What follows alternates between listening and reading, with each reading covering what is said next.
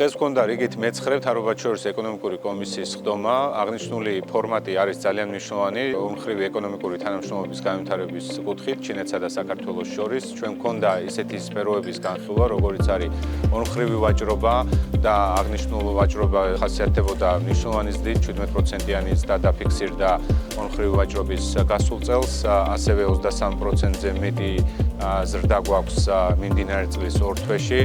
ასევე მნიშვნელოვანი იყო ტურიზმის სფეროში თანამშრომლობის განხილვა, სადაც ჩვენ შევეხეთ იმ პირდაპირ ფრენების მნიშვნელობას და გაზრდილ ტურისტულ ნაკადებს, რომელიც ორ ქვეყანას შორის ფიქსირდება. ჩვენ ასე მიმოვიხილეთ ტრანსპორტ სფეროში თანამშრომლობა, ამ კუთხით ხაზი გაუსვით შუა კორიდორის მნიშვნელობას და იმ ტვირთნაკადის ზრდას, რომელიც ბოლო წლების განმავლობაში განსაკუთრებით შთამბეჭდავია და ამ კუთხით ჩვენ ასევე შევთანხმდით გარკვეული თანამშრომლობის კიდევ უფრო მეტად გაძლიერებაზე იმ მემორანდუმის ფარგლებში, რომელიც საქართველოსა და ჩინეთმა გასულ წელს მოაწერა.